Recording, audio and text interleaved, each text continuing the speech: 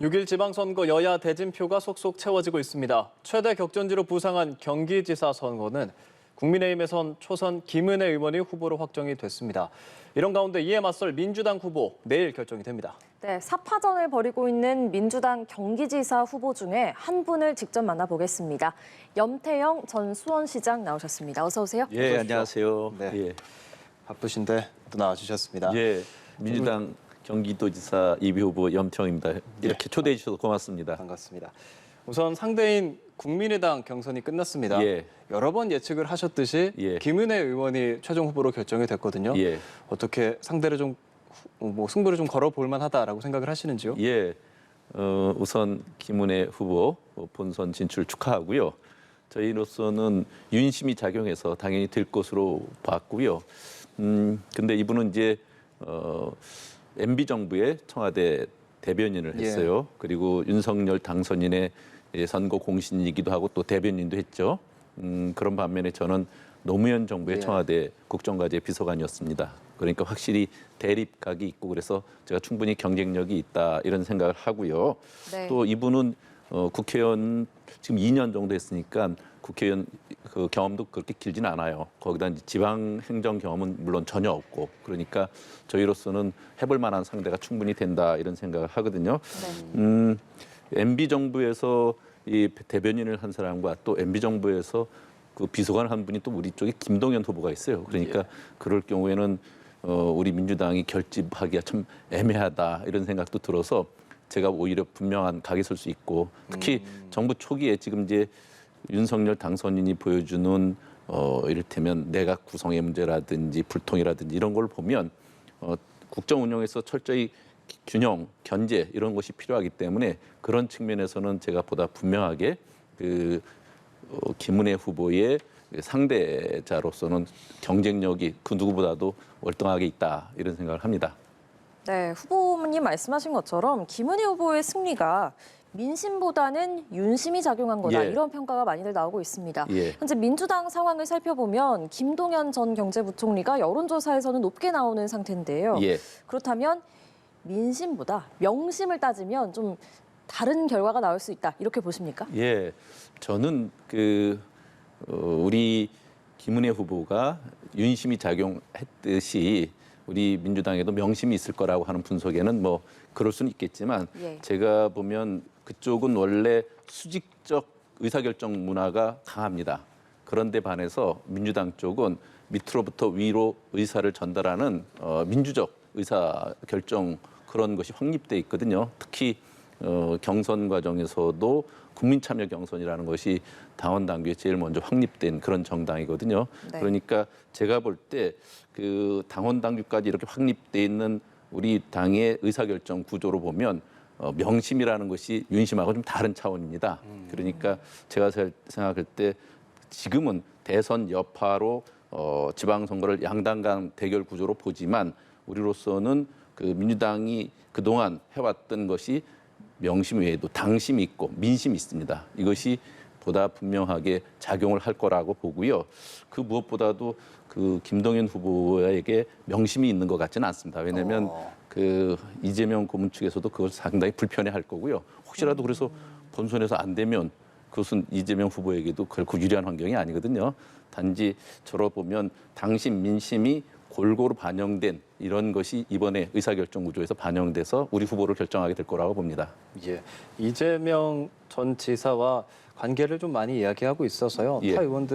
타 후보들도 그렇고 염태영 후보께서는 평행 이론이라는 말까지 예. 하면서 과거의 인연을 좀 강조해주고 계시죠? 예, 그동안 이제 제가 걸어온 활동 궤적이나 또 가치 지향적인 여러 가지 정치적 지향 이런 것들이 흡사하다는 뜻입니다. 그러니까 소위 친분이나 계파 이런 거하고는 차원이 다른 얘기고요.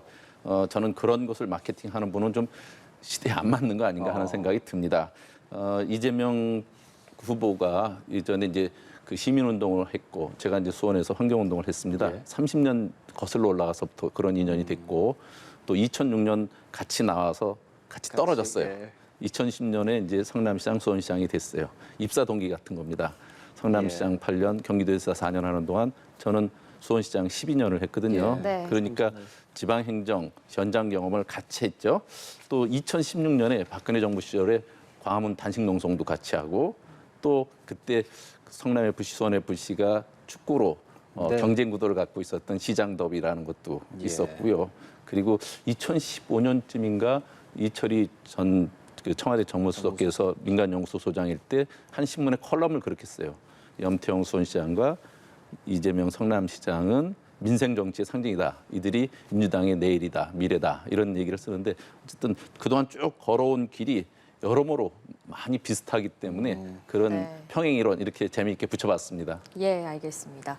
최초의 삼선 수원시장 예. 지내셨습니다. 무려 12년을 시장으로 지금 계신 건데 이제 중앙정치로 나갈 법도 한데 예. 민주당 1호로 경기지사 출마 선언을 하셨단 말이에요. 예. 자치단체장에 다시금 이렇게 나서시게 된 배경도 궁금합니다. 예. 지방행정은 여의도 정치 문법과는 완전히 다릅니다. 예. 그러니까 중앙 관료를 좀 했다거나 국회의원을 5선을 했다 하는 것은 지방행정에서 참고는 될지언정 바로 투입해서 일하는 구조의 종합행정을 다뤄본 게 아니어서 그런 문제에 있어서 상당히 애로가 있습니다. 저는 이제 광역시급 지자체인 수원시를 12년을 지방행정을 해봤습니다. 네. 그리고 최근 들어서 그 메르스도 겪고 코로나도 겪었는데 코로나만 해도 2년 이상 현장에서 직접 최전선에서 지휘를 해본 야전사령관 같은 거예요. 그러면서 제가 이제 민주당 최고위원도 해서 그때마다 전 국민 재난지원금을 신속히 줘야 된다든지 집합금지를 가장 빠르게 해소를 시켜야 된다든지 위드 코로나 이런 것도 빨리 전환을 해야 된다는 걸 제일 먼저 강조를 했거든요. 그러니까 실제로 현장을 알고 경기도를 제대로 살리려면 이러한 그 민생의 문제에 대해서 누구보다도 그 현장에서 오랫동안 천착해온 이런 경험과 실적이 굉장히 중요하거든요. 그래서 저는 그런 것을 그 지금까지는 제가 청와대 비서관에서 국정 운영도 해봤고요. 또 그 민주당 최고위원으로서 중앙 정치도 해봤고요.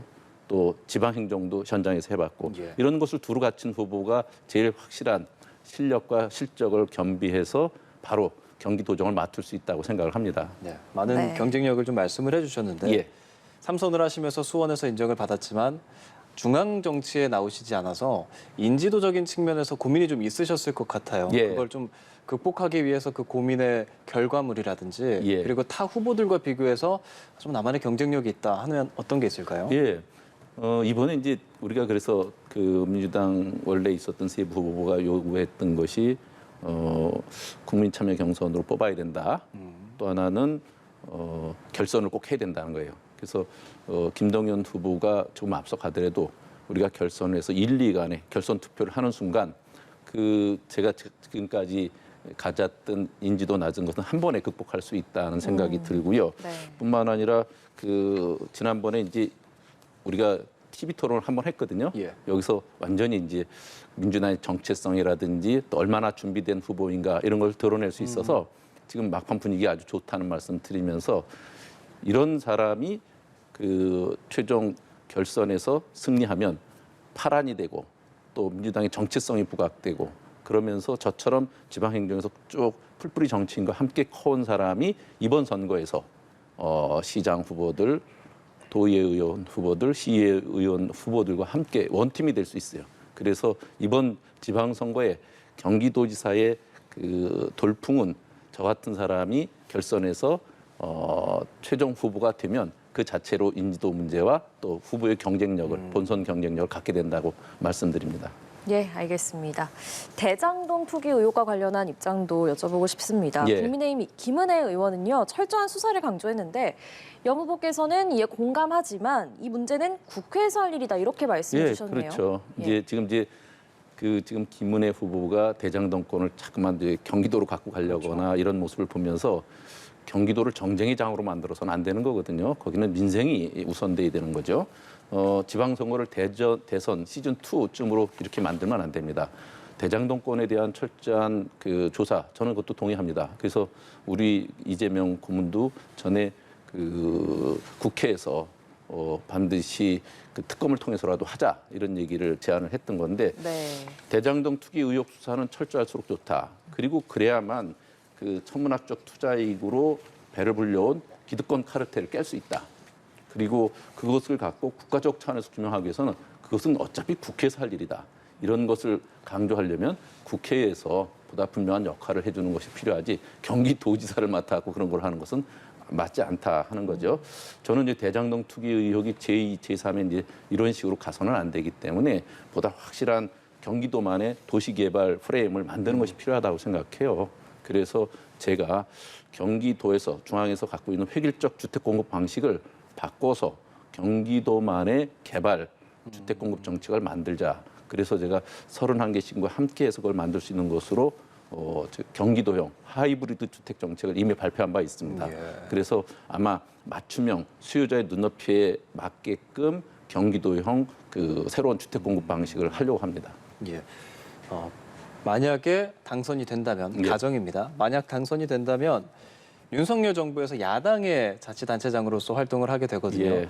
그렇다면 앞으로 이 정부와 교류를 어떻게 할 생각이신지도 여쭤보겠습니다. 예. 제가 12년 하는 동안 7년을 야당 시장으로 지냈습니다. 예. 그러니까 굉장히 많은 그 시련과 탄압도 있었고 뭐 불편함이 있었죠. 그런데 잘 헤쳐나왔습니다. 예.